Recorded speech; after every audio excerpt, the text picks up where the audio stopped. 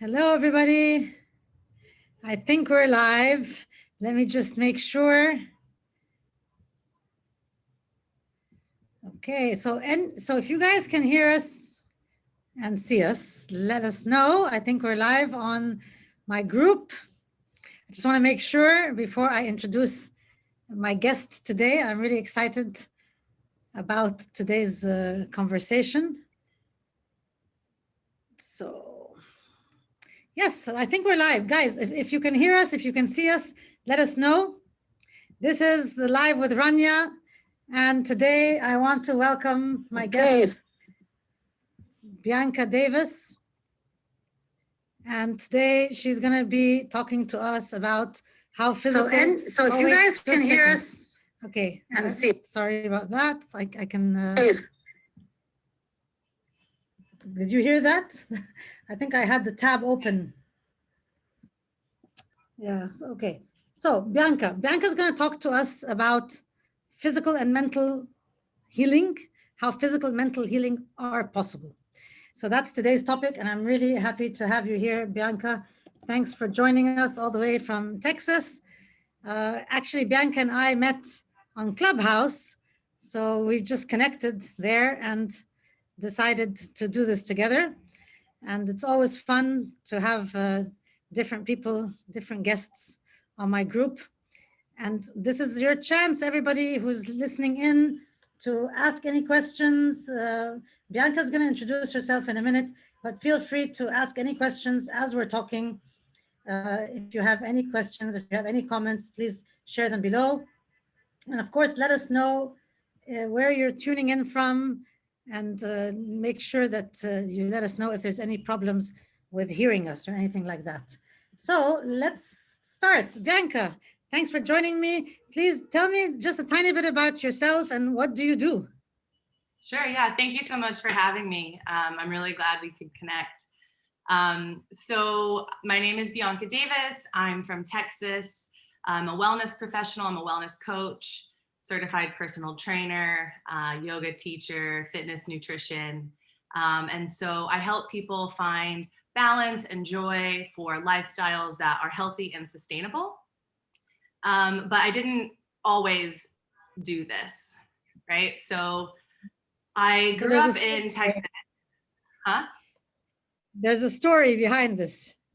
Yeah. So my mom is actually a wellness professional. She was a personal trainer. She was really big into health and fitness and nutrition.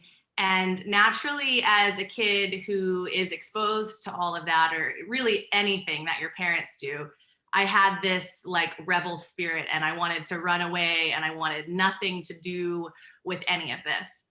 And so after college, I moved overseas. I taught English in South Korea for 3 years.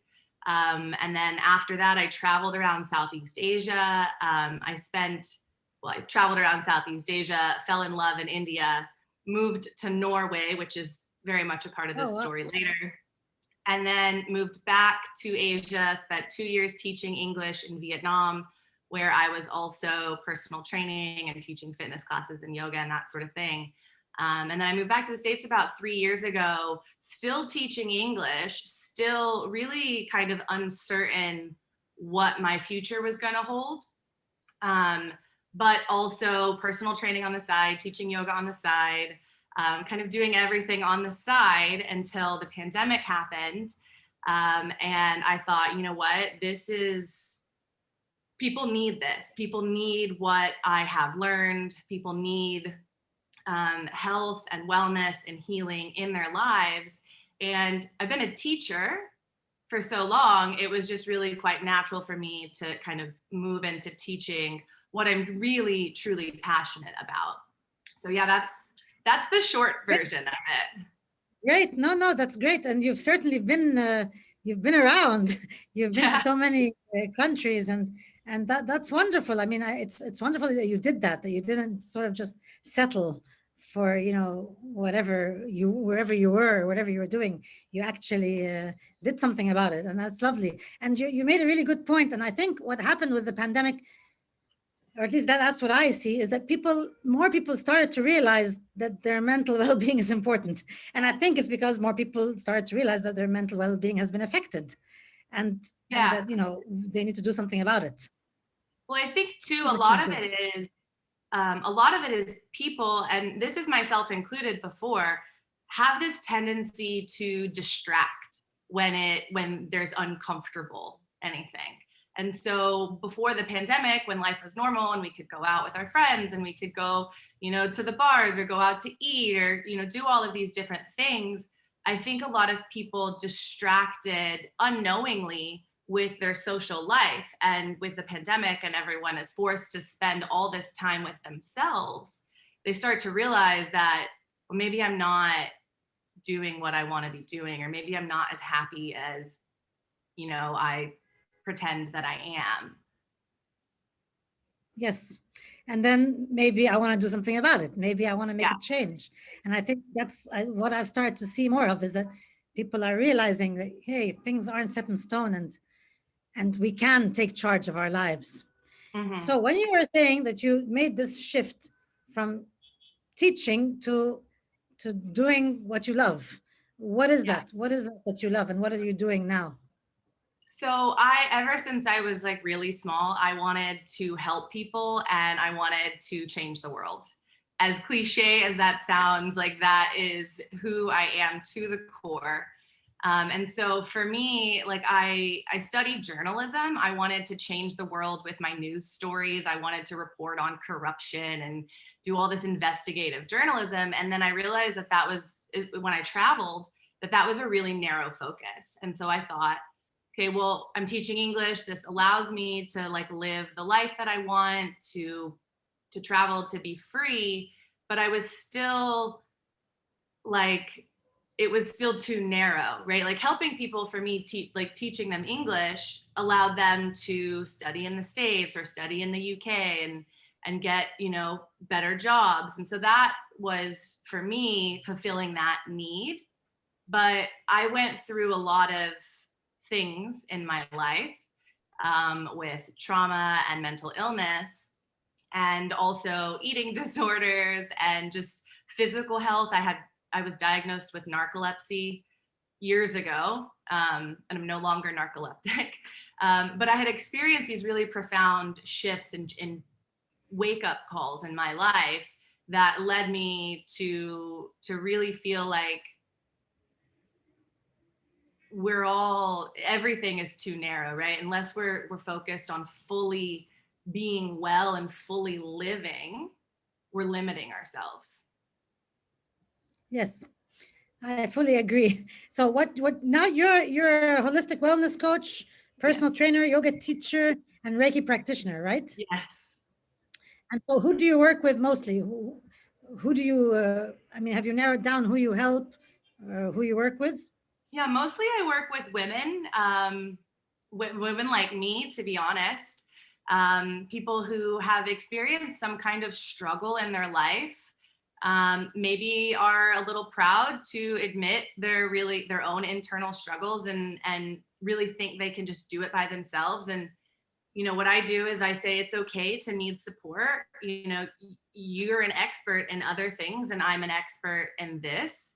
And so let me kind of take control. Let me guide you and show you how to get the thing that you want without all that struggle and all that stress and all that negative self-talk and being critical and beating yourself up and not even understanding your own sense of self-worth or self-love. Yes. It's so amazing how, I guess we just got conditioned that way, is that if I get a really deep cut right now, like really bad, I'm gonna immediately go and do something about it. I wouldn't hesitate to just rush. Like if it's really, really bad, I might just rush to the emergency room and get help. But somehow when it comes to our well-being and struggling with deep problems, Mm-hmm. I for the longest time never did anything about it, because this idea that, oh, but I should be able to handle it on my own, and why is that really happening anyway? And I was almost like ashamed to get help, or as though that was a weakness or something. And of course, that totally changed for me. And life changed when I did Mm-hmm. acknowledge I have things to work through and on, and actually get help, and then move on with the new version of me.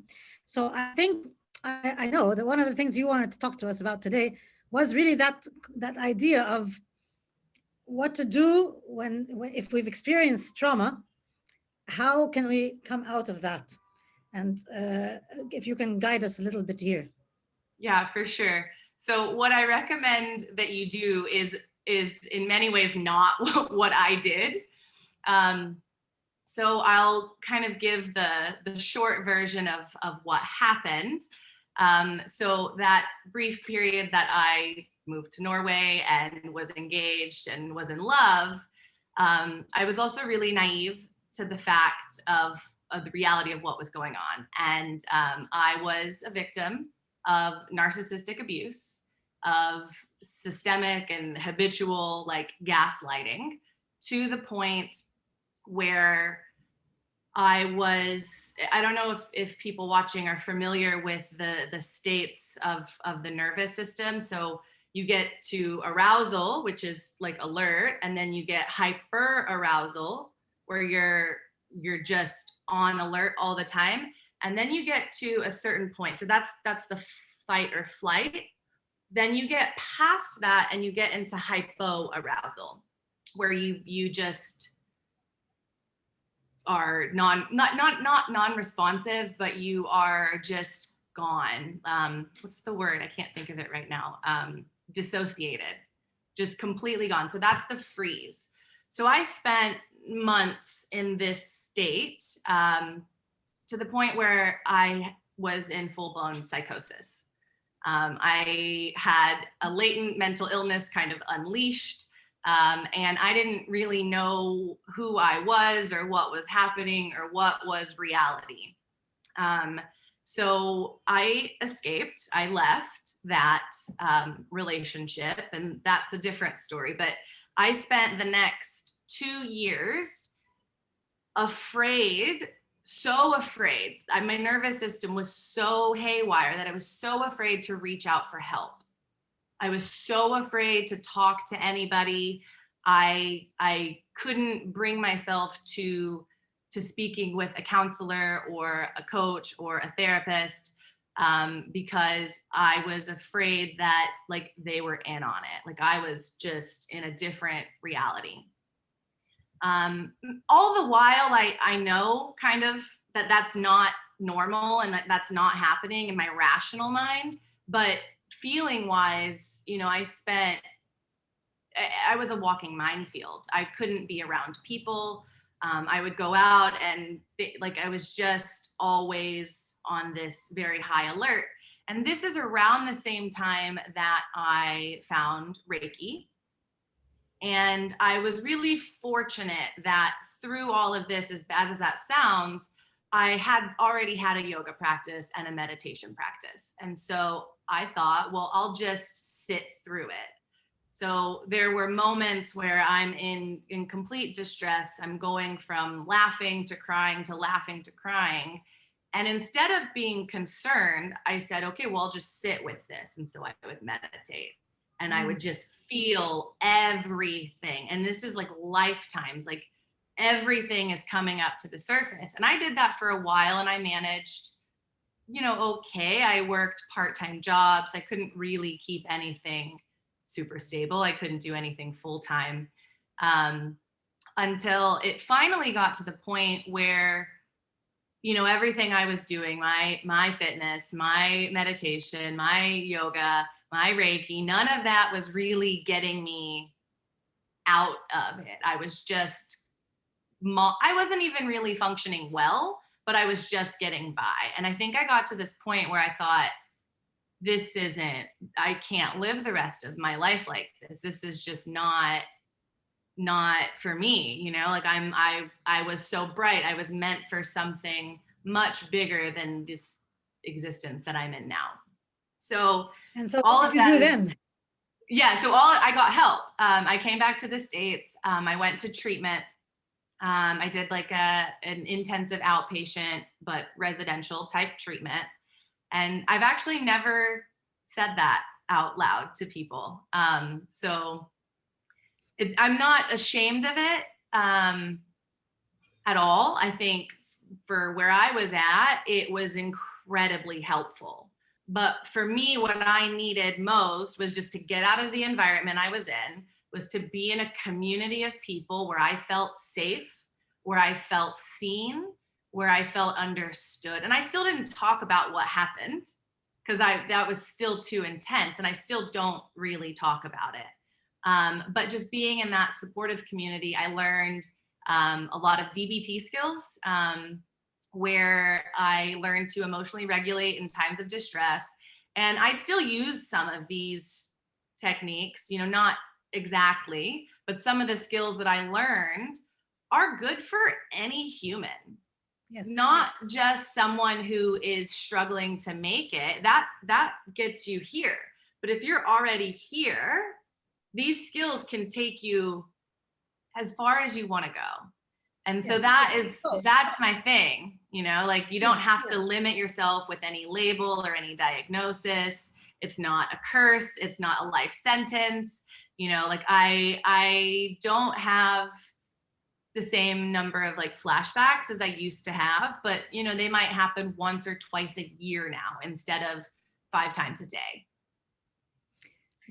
Thank you so much for sharing all that, because that's a really powerful story. And I know that people either who are listening now or who might watch this, the replay, we all have stories, and some of them are really hard. And if anybody still feels like they're stuck in a story that's just not the way they want their life to be, or not how they want to be, I think the powerful message here is that doesn't need to be the case. It doesn't need to stay that way.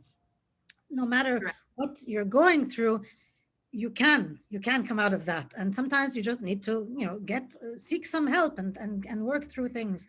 But we don't need to be stuck in any of those stories, and the stories don't define us, right? Correct. So we get to define us. We get to choose today, no matter what happened in the past, or no matter what we did or who did what to us or whatever, we get to have a choice today. I actually, on Clubhouse, I was in one of the rooms, and I think her name was Dr. Jill. She has this term that she uses, which is opportunity clock instead of alarm clock.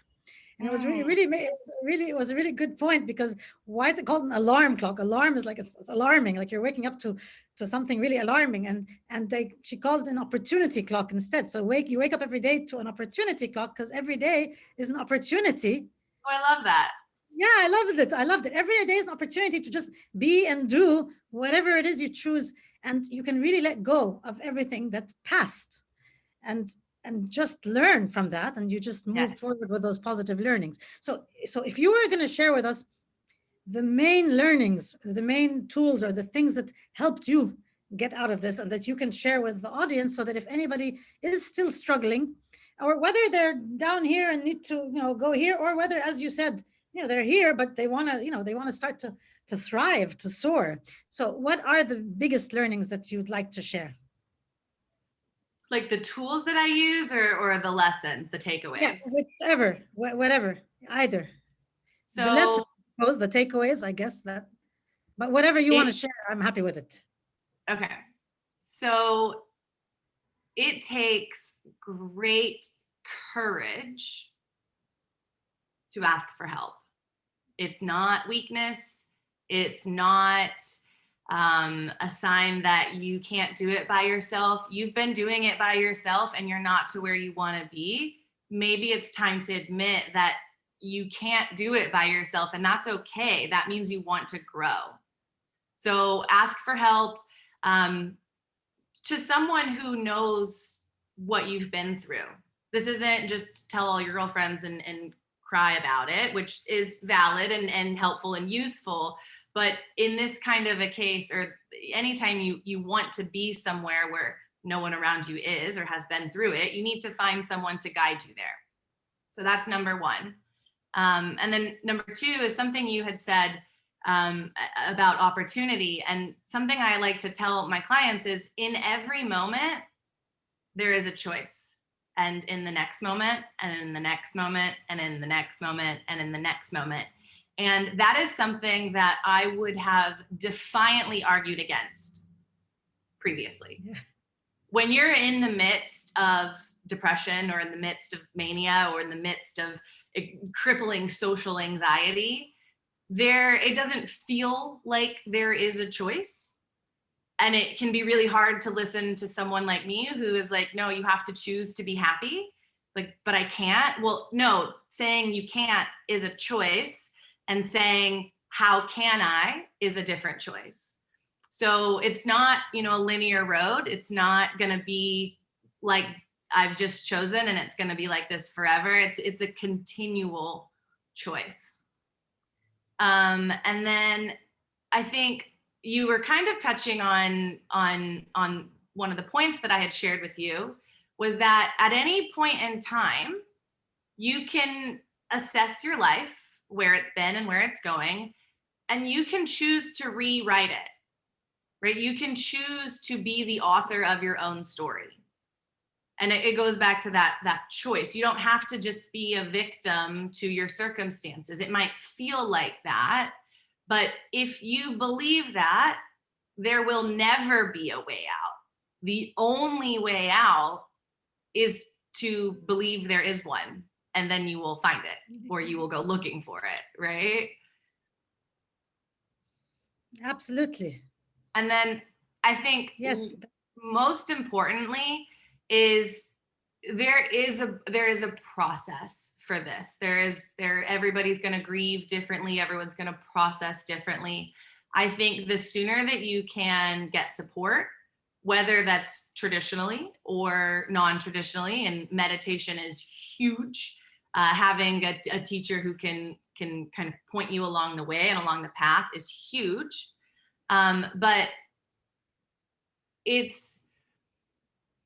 wasn't necessarily it might not have been your choice to have had the life you've had 100% of the way, or it might not have been your choice to experience whatever trauma that you were in, but it is your choice to decide what to do with it.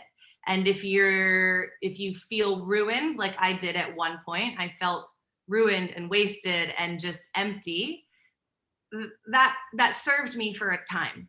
It allowed me to go inward. It allowed me to do the self-healing, to do the meditation, to do a lot of journaling and soul searching and seeking and deepening my spirituality. But at a certain point, you do understand that it is your choice to continue that cycle or continue that pattern, or to take the lessons from it and allow it to shape you, but not be the only thing that defines you. Yes. Thank you for that. Beautiful. Thanks so much. I want to read you a couple of comments here. So Hannah says, hello, Rania and Bianca. Excited about this topic, much needed. So she said that 15 minutes ago. And we have a question here from Amira.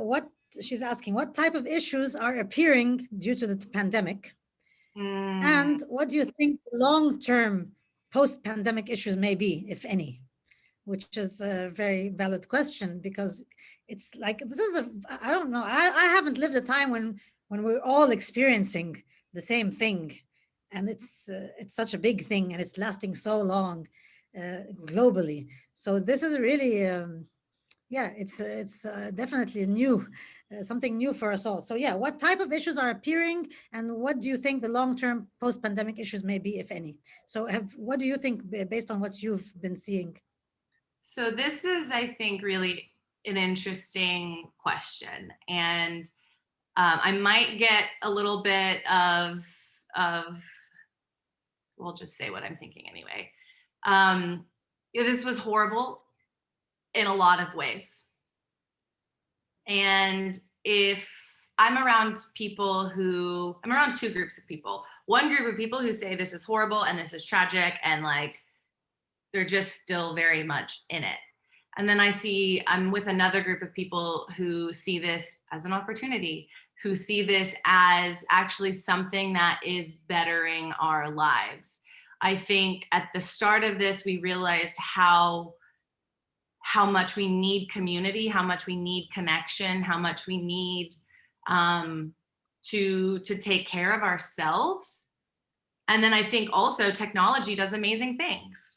You know, like we're connecting, you're in Egypt, I'm in Texas. And I would have never met you if it wasn't for Clubhouse, right? And so I think there's a lot of good that is coming from this. And then there's also a lot of people kind of waking up to this reality that our lifestyle is not sustainable for humanity. Yeah, so that's a very good answer. And you're right that, well, in the end, people are going to see it the way people see it, and people are going to see it in different ways based on what's going on internally as well, and based on how they're perceiving the life circumstances. So as with anything, I think it's going to be what we make of it. And I guess I've been seeing a lot of the positive aspects of people coming together, people helping each other, people sharing love, people using technology to connect. So I've been seeing a lot of that. Certainly a very, very difficult time, challenging time, sad for so many people. But at the same time, I see people also as well coming together, and actually distances are not so distant. So I do see a lot of positive things. And so, I think people have had to be more, or not had to, but people are being more creative. I think so many creative people just wished they had the time to create their thing. And then we suddenly had all that time. And so you see all these people creating their thing. And then you see also, education in these areas that are not mainstream also kind of rising up as well. And you see people who are happy to share that, and people who are happy happy that it is shared. Yeah, I agree. And also, I don't know what you said that reminded me of this, but as you were speaking, I realized as well, for me at least, and I've seen that around me, gratitude. I've found that I'm more grateful, not less. So I actually have less things that I'm able to do, so I used to love the idea of traveling, and so that's not something that I do now, but somehow that's just made me more grateful for travel when I can. Yeah. Not, I'm not bitter about that I can't travel now. I'm looking forward to if and when, hopefully not if, it can happen. So I've sort of tapped into gratitude somehow during this time. And I think it's just going to be everybody, depending on where they are in their journey and what they need to take from this. And maybe they'll also journey through this and come out different in the other end. So Hannah has a comment here. She says, I think in the short term, it's a difficult time for mental health, though I'm hoping that in the long run, it'll prove to be a catalyst for positive growth and change, both on a personal and societal level. Yes. And I think gratitude is a really great place to start, no matter where you are on your journey, what path you're on. Gratitude is an amazing starting point. And something that I do with all of my clients is we really focus on the gratitude for what is, and the stress just kind of melts away. The anxiety kind of slows down. And I love what Hannah wrote, and I do agree with that. And I think what's happening, again, of course, that's what I'm seeing happening, but that's just in my world, right? Is that because mental health is difficult in the short term, I think what's happening is that mental health professionals, are stepping up and realizing, I need my voice to be heard. Let me get out there and help people. Oh, yeah. Really put myself out there. I'm putting myself out there in ways I had never put myself out there before. I was always shying away. You wouldn't even see my picture on social media, much less me going out and talking. So I was not out there. But the more I see the need for my work and the need for your work and for all, especially that's why I'm passionate about working with service-based entrepreneurs, because I think there's a need for all of us, and because people need help. And I think what's happening is that people are more in need of help. so hopefully are going to reach out for help more. And so like for every teacher, there's a student, or for every student, there's a teacher that pops up. So I'm glad to see that the teachers are popping up more and making themselves seen and heard, because I think it's really important. And so Bianca is one of those teachers as well. So check out her profile. So Bianca, also, please make sure that you go in the comment section and share your links. I mean, you can do it after we if that's easier. But like, share your your social media links, how people can connect with you, because that's what this is about. Really, is to also create connections. So yeah, please do that. And if you were going to share with us before we end, sort of what are your recommendations for wellness practices, and what do you do? What do I do?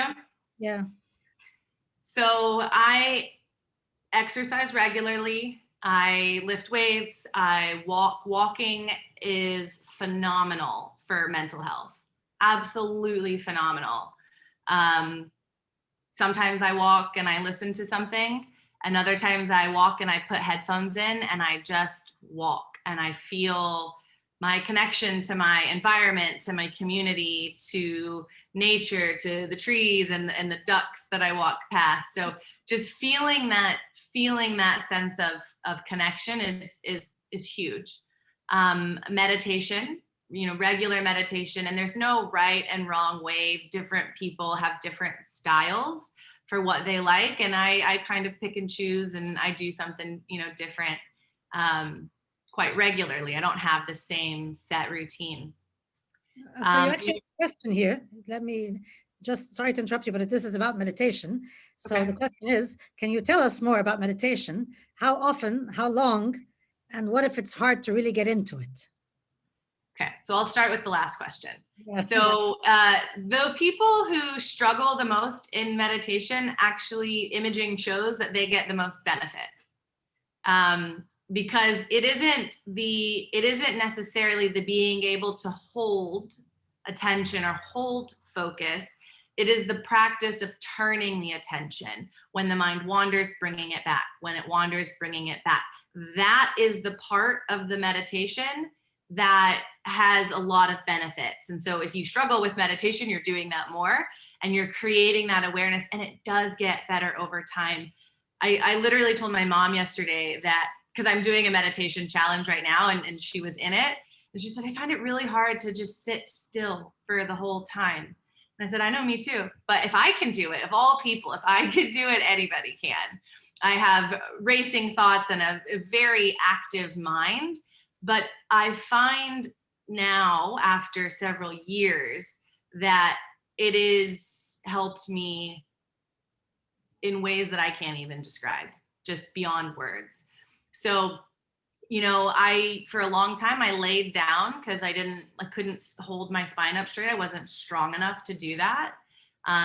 So I would lay down and then I would fall asleep, and that's okay too. You can do walking meditation. You can, one that I really like is to close my eyes and just move my body and just move however I want, up and down and all around. And you would think that if you're active, your mind is going, but you're focused on moving your body. And so the thoughts they fall away so fast. What was the first part of that question? I went backwards. So how often and how long was the first part of the question? So, I mean, ideally daily, right? But when you remember is a good answer, right? If I tell you to do it every day and then you don't do it every day, you might go back and think, well, I didn't do it today. I failed. I'm a bad person. I should have done it. No, do it when you remember, right? Just do it when you remember, and do it for as little or as long as you want. If it's 1 minute or 5 minutes or 20 minutes or an hour, it doesn't matter. A lot of people say 10 minutes a day, but maybe you have 5, maybe you have 30, it's up to you. Yeah, I love that. Just do it when you remember, because you are right. We tend to, I'm not generalizing, but many people tend to, when they decide on something, then if they miss a day, then, the inner critic starts to speak like, you can't even keep up a daily practice, and you start to be hard on yourself. And there's no reason for that. So whenever you remember, I love that. I mean, I think I'll use that. I do that anyway. I mean, I'm not hard on myself at all, but I'm perhaps really relaxed about it. But the way I do it is exactly like just maybe a minute one afternoon, and then maybe I need another minute tomorrow morning. It's just whenever I remember, I guess it pops up, and I just do it. And I just take a few deep breaths, and I just be still for a while, and it may not even be 5 whole minutes. So I will say this, two ways to do this more if you'd like. I use an app called Calm. I love it. There are plenty of other great apps, Headspace, Synctuition, and I don't know about those, but on Calm, I have a daily reminder. So at 1 o'clock, right before I go into my afternoon thing, I take a moment to do a guided meditation. And some days I just say no and I skip it, and then other days I do it, right? The other thing is because I coach people on developing healthy habits that are sustainable. And so meditation is a habit like anything. And one of the easiest ways to pick up a new habit is to stack them.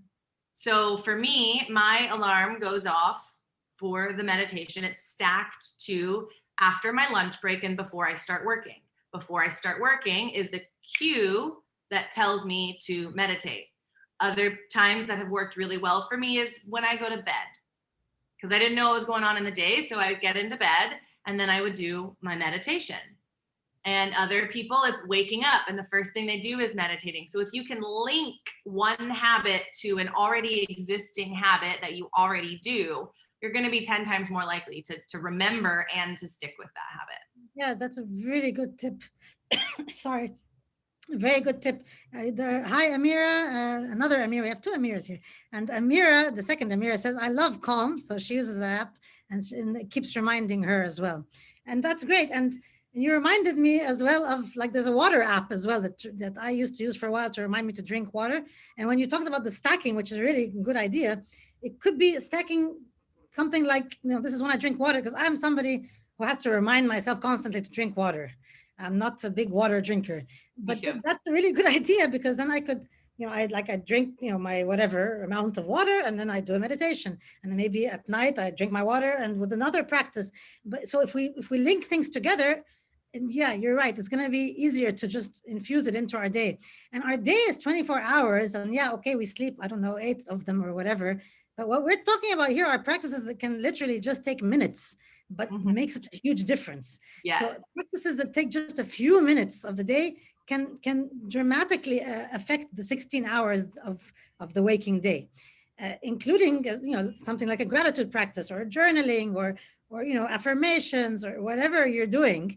But I'm also somebody who loves to talk about meditation. So for me, that is if I was to choose, if people were going to choose one, then that one. And first thing in the morning as well is really powerful, because like the first thoughts that come to your mind are really important, because they set the tone for the day. So be aware, be aware, not beware, be aware of what those thoughts are. And so maybe even starting the morning in a meditative sort of state, or just being still, being quiet, instead of like rushing to the phone, rushing to screens, but just rushing to yourself. And keeping that quiet and positive would probably be a great way to start the day. Yeah. So yeah, we were talking. I'll say that doesn't work for me, because when I wake up in the morning, if I meditate, I will go right back to sleep. So if I wake up and then I do so, that's why I put it in the afternoon. But if you rush to the phone in the morning, that is another huge one that just sets your day in forward motion. You're already playing catch up. But if you start the day without your phone for 30 minutes or an hour, and whether you meditate or not, or it's just cook yourself a nutritious breakfast, you are choosing how to start the day instead of letting the day start you. Yeah, and that's a really good point. And actually, it's really important to notice that we're all different, and that what's going to work for one person may not work for another. So there's somebody else as well that I was kind of following what she does. And what she does is the opposite of what I just said, and probably more towards what you were saying, is that she wakes up and does something around the house. Whatever it is, she's going to go and do dishes if she had left them from the night before, or she's going to, what she feels works for her is to get up and move. Mm-hmm. So again, she doesn't go to technology right away, but she goes to movement, and that is exactly what I do. Yeah, so I guess it's good that we talk about this as well. Different things work for different people, different times of day. It's really about you, and you get to try different things, do different things on different days, and then see what worked for you the best, and just do that, because it's about you. That's exactly what I help people do. A lot of people come to me with these very prescriptive notions of how things should be. And what I help people understand is that your lifestyle and what you do in a day is and your goals and your history and your body type and all these things are different. And so people come and they've read everything on the internet, and they have this like information overload about like, where do I start in terms of weight loss or muscle gain or, you know, developing healthy habits? Like, where do I begin? And so it's really about that level of customization, that the best plan for you is going to be the plan you stick with and the plan that works for you. And I can't know what that is, and you probably don't either. Otherwise, you'd have the perfect plan already. Yes, exactly. Yeah, thank you so much. I mean, that's been amazing. Lots of tips here, lots of valuable information. Does anybody, if you guys have any other questions, because this was fun. We actually stayed longer than we usually do in my lives, but it was great. So if you guys have any questions, stick them in right now so that I can see them before we close. And meanwhile, so if you were just going to share some last, words or something to leave the audience with, what comes to your mind, Bianca? So